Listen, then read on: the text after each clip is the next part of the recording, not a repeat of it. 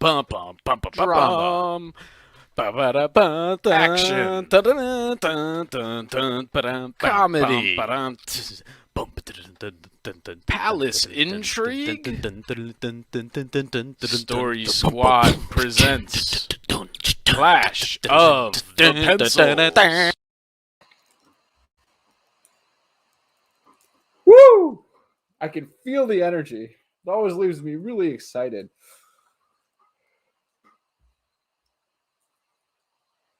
I think you're muted.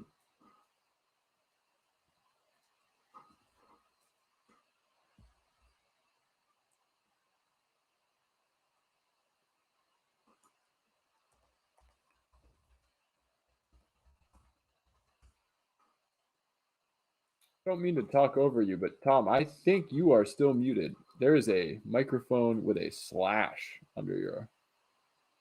How about that? Yeah. Wow. Tell me, Live. Live I feed. appreciate you being so respectful and letting me go for about 20 seconds I to a did do minute. the private chat. I can't hear you. That's well, give me one of these next time. Right I'm looking in the monitor. I'm not on the private chat. I'm looking at my script. We've got, we're on a news show. We're live, Greg. I don't know. I don't know. Guys. Wow. All right. Well, hey, welcome, folks. That's the kind of action you can expect here on Clash of the Pencils nightly live stream. I'm your host, Tom Sherman. Alongside me today, we've got Greg the Reg Peterson. Why do they call you the Reg, Greg? What is a reg? I assume it's short for regulator. I guess I'm here to regulate the audio volume of your input field. Oh, Right, you are. I thought it meant regular, but if you're the regulator, that's interesting. All right. So yeah, what we do every night, we're here to review the top 3 submissions from Clash of the Pencils around the net, get the latest scores, see who's atop the leaderboard. We field anywhere from 0s to 10s of submissions daily, which then get run through our high-tech computer StoryBot 3000, which, among other things, uses discarded VHS tapes to analyze every story. We then take StoryBot's top 3 and let you, the public, determine tonight's winner. So, Reg, are we ready to get in there? let's regulate. Let's regulate. Love it. Regulate. Our first story of the night coming from I think they've played before, but this is the first time they're gracing the top 3 this week at least, and it's from Nancy Drew. In a remote country village, there was a 10-year-old girl who lives with her grandmother in a rundown hut. Every day, she would wake up early to work in the farm so that she could earn enough money to buy for food for her and her grandma. One day, on the way to the rice fields, she saw a beggar slumped down on the ground, seemingly passed out from hunger. Even though she only has a piece of bread with her to last the entire day, she couldn't ignore the beggar and decided to give it to her. "Manang, I know this is much, but would you like to have this piece of bread?" The beggar looked up from her weary stance and saw this young child holding out a piece of bread on her calloused hand. The beggar said, "What a heart of gold you have, young child. You are willing to give away that little food you have to someone like me?" The little girl replied, "Don't worry. I had a full, hearty breakfast, so I won't be hungry." It was of course a lie, but she said that so the beggar won't feel bad. When the little girl was about to walk away, the beggar called her and handed her a bag. The beggar said, "I would like to repay you for your kindness, and this is all I have. Use it well." When the girl looked inside the bag, she said, "Manang, I have to walk 10 miles to my destination, and I can't possibly carry this all the way." When she looked up, the beggar was gone, and from the bag flew a shining, shimmering magic carpet. The little girl fell on her bottom from the force of the flying carpet. It did a little flip and a swirl before settling down on the ground. She was so surprised that her mouth was opening and closing, but no words were coming out. Before she knew it, the carpet had slid under her feet. She once again fell on her bottom as the carpet whisked her away and soared into the sky. Well, that was a sweet little story there from Nancy Drew. What's your initial thoughts here? It took me back. I could picture the setting. It was almost like an old-fashioned fable. The remote village, the character development. There was the girl and the beggar, and then the carpet. Not sure. And then there was a gift. It was like a gift exchange. And it seems like the beggar wasn't was this is an old trope, right? Like you're in disguise. Somebody who seems low status is really disguised to assess the intentions and the generosity of whoever they're testing. And it seems like this girl passed the test and got a magic carpet. I'm curious what she's going to do with the magic carpet. I was craving a little bit more action, but Yeah. it did make me smile. I felt like it was pretty delightful. I was charmed by the character. What about you? They definitely had strong characters in here, and a decent setting as well. I was definitely able to picture a lot of what was happening, from the quaint village to the calloused girl's hands.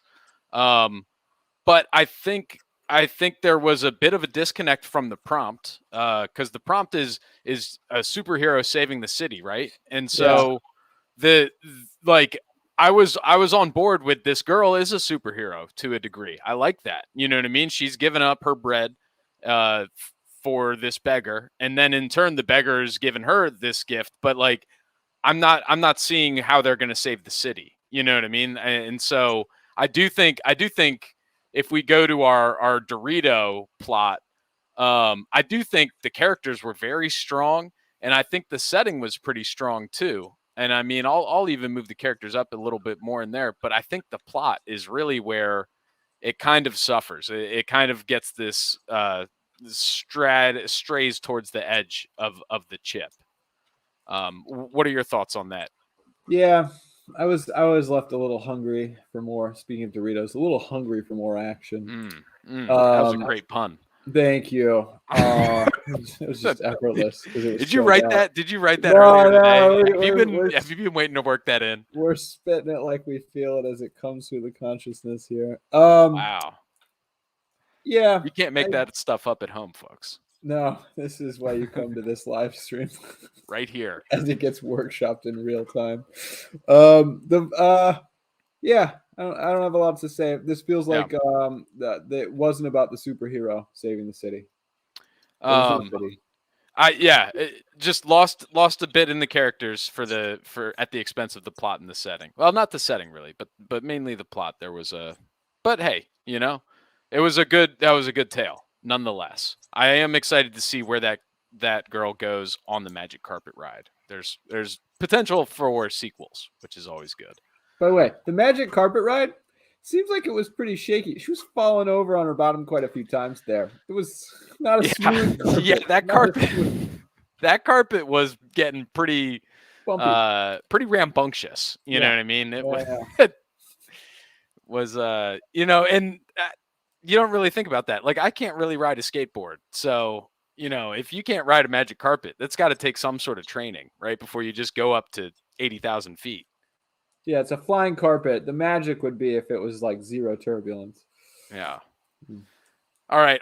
Our next story, before we get lost in the physics of magic carpet rides. Next story coming from another newcomer to the Clash of the Pencils podium, and it is Sarblue 7788.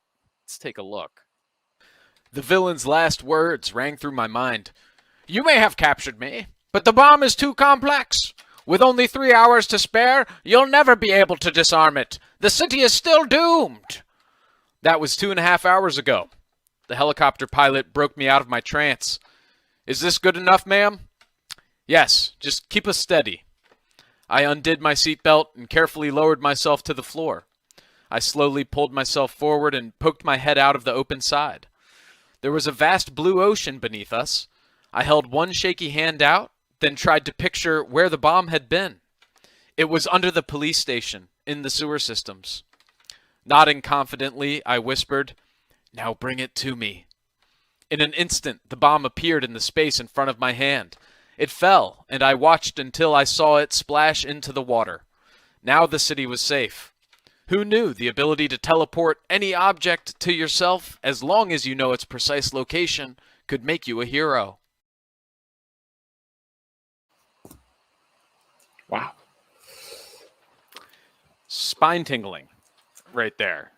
That was what I really liked about this was the story starts at the ending of another story. You know what I mean? And so like you're already hooked in because like as we all know nothing really ends. And so, you know, I can see that first line, the villain saying, "You'll never disarm the bomb." I could see that being the last line of a different story, and you know, I'm already dragged in because I'm like, wow, we've got a villain, the city, there's a bomb under it, like, lots happening.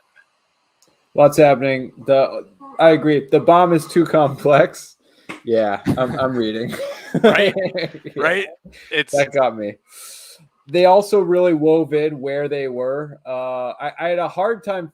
It's almost like you're right. It's episodic because the words of the villain, who's never really specified, and I couldn't really picture it, but it was so archetypal. I was picturing kind of a Mr. Penguin, Batman, mm-hmm. the voice. Yeah, right, like a Joker. Yeah, yeah, but there was a helicopter pilot, so the voice was ringing out, and clearly this hero is like already got in a helicopter. The helicopter was also shaky. And they were over a vast blue ocean. I was a little confused on the mechanics of the city because if they were hovering over a vast blue ocean, were they going there to try to escape the city? Was the bomb planted there? Mm-hmm. That was a little confusing to me, but I liked how they wove. What I really liked was how they drew you in by starting so fast in the middle of the scene. If you've only got one page, you know, you don't have time for once upon a time in a faraway land. It's half over by then. So right. Yeah. Well, I thought it was a good like I have those moments every now and again, right? Where you're driving in the car somewhere and you're thinking about something that's happened 3 hours ago and you're there. You're back, I don't know, arguing with your dog, and and then all of a sudden like you have to swerve because you don't want to hit the trash cans that are in the road, like and you get brought back into reality. So I didn't get confused by that, you know what I mean, where like you're thinking about the villain and then the helicopter pilot's like, hey, like, are you ready to do this thing? And so then what I didn't understand though was why this character was so scared of poking their head out of the helicopter. I mean, beyond just being a general human sort of trait, I'm sure that would be terrifying to dangle over an ocean and summon a bomb. But that's kind of where I got jostled out of the story a bit, and I don't know. It was I enjoyed it. I enjoyed it too. I'd say plot was almost close to the bullseye. So much. I felt like there was so much momentum in that plot. Right. In a lot of ways, it was the opposite of the last story. The setting was strong. Having it in the helicopter was also strong. The characters, I could have used some names. I could have used some. What's the villain up to? What's the intention? I mean, there's a bomb, a complex bomb.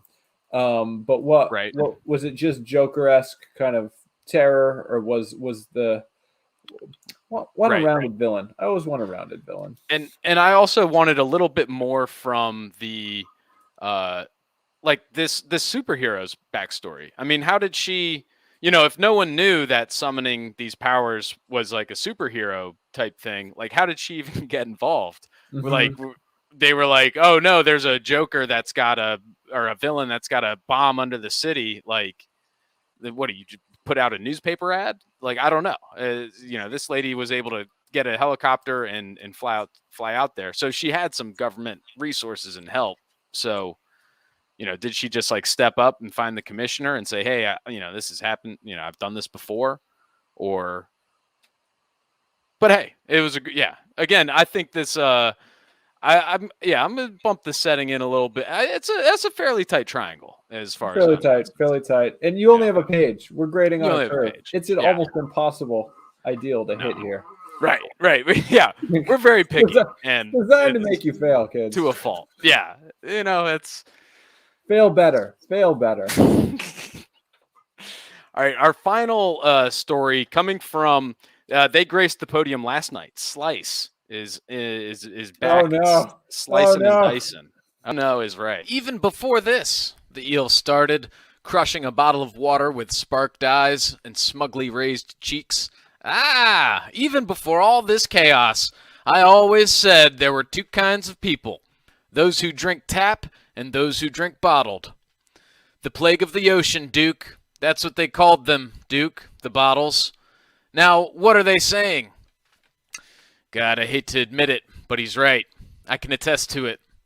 Unlike the more than 75,000 junkies dragging their feet across the city today, they owe him, but I'm paying for it. It's been an hour he's been in my office, bragging about his heroics. Who comes into an office during lunchtime? I'm pretty sure he ate my sandwich too. But I'll let that go. For now. First, I need to figure out who poisoned the Dragopolis water supply. I suspect it was Time Jack, but prove it. I mean, he's more slippery than the eel oiled up on an English holiday. Hello, governor. The governor, he's a junker too now, tooth fanatic. He boasted about adding fluoride. Didn't count on the fentanyl. Must have been Time Jack. Duke, you hear me? The eel said, mouthful of pastrami and rye. I say, I think it was Time Jack. Can't pin it on him, though. He's as slippy as me in a spotted Speedo, spiraling zoodles for Sunday supper in Greece, sunburned. You know how I did it. I know, but I kind of want to know where he got all the fentanyl, and he got it in the water towers. But actually, that's kind of easy, isn't it? Kind of child's play, right? Got any mustard? What do you probably want to know is how I raised those citizens from the dead, right? I would. Suckers. Should have just drank bottled water. And we were the suckers, right? Before this. Evian backwards is naive. $1 for something that's free in your sink? How's that tasteless, odorless fentanyl taste? Huh? Oh, you OD'd? Oh, you need the eel to raise you from the dead? Some people, Duke. Some people only want you when they need you. Did he eat my pickle too? Sam Duke thought, reaching for his service revolver before halting himself. Twitching, his mustache and pushing his spectacles closer to his eyes with a fish-faced furrow, he stood up and shot his hand out. Eel, Dragonopolis is indebted to you as usual. There's no question. Those citizens were dead and you gave them life again. They're not the same. They'll never be. I want you to know we needed you more than you could ever know, ever us. Now, I have to tell you, I've heard from concerned bottled water drinking citizens about how you've been using the Risen again as your zombie horde for doing chores and expanding your estate. Now, I'll let it go because you saved Dragonopolis merely 90% of its citizens. But I have to ask, Sam Duke continued, reaching for his revolver, did you eat my sandwich? No, the eel said, with just indignation. It's on your desk. Right. Duke looked down to confirm. Let's get Time Jack.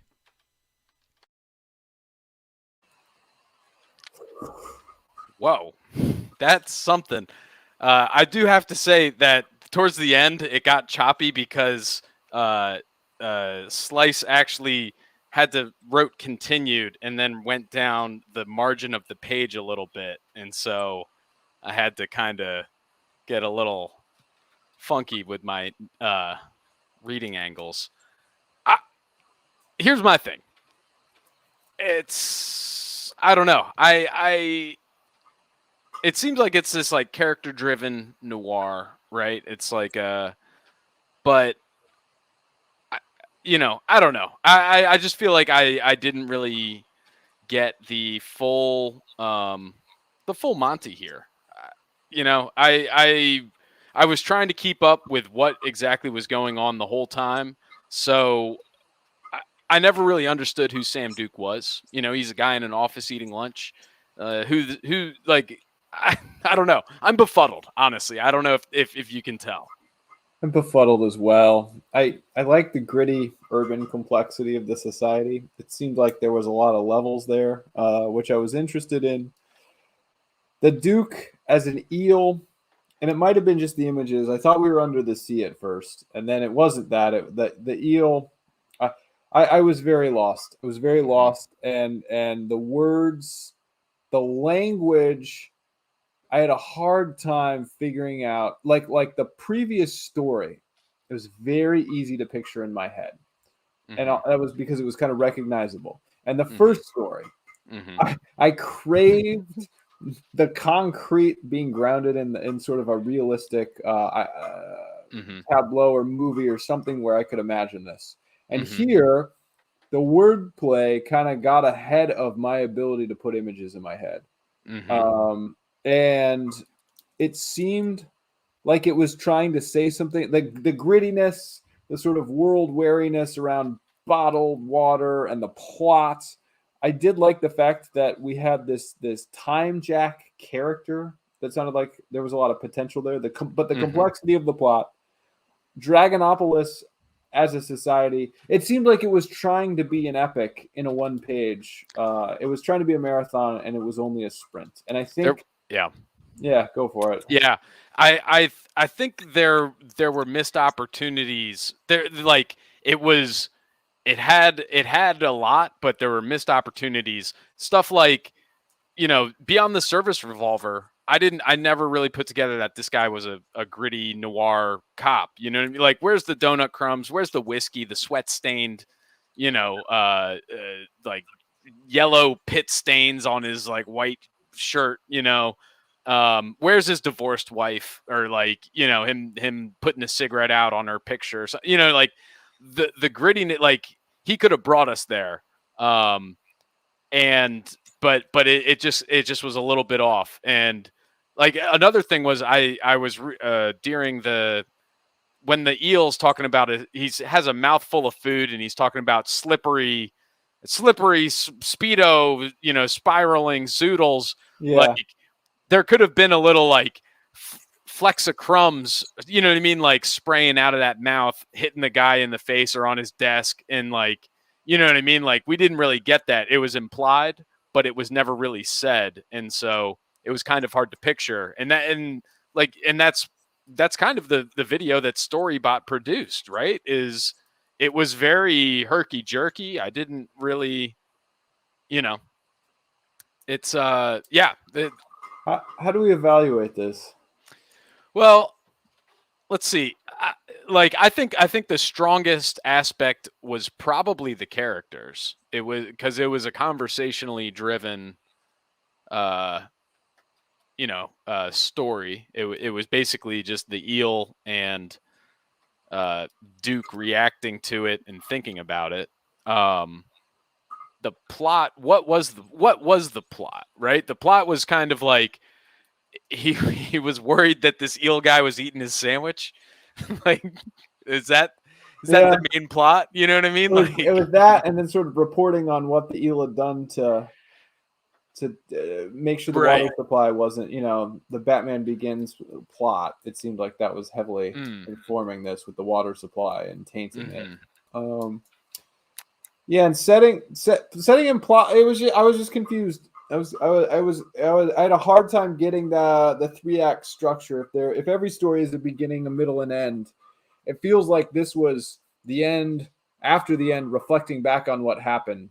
And like I will say, the grittiness of the world was interesting, and the wordplay that we don't have an access for language here, but the language was pretty great. There were some lines, just the material, the way they were said sounded cool. There was a lyricism to it. Yeah, we'll bump up setting a little bit on that. Like for the whole noir sort of setting, I do think there was a lot of potential there, but I just think the execution of it was just a little bit off. And some days you win, some days you don't. You get out there and you think you're gonna be slinging noir, down the field, and it's just too bright. The sun's too bright, and there you don't get the shadows cast. If I could just mix a couple metaphors there for you, how do you feel about that? I'm all for it at this point. I'm just desperate for the leaderboard. All right, let's get there. We will go to the leaderboard. Let's click update and let's head on over, see what we got.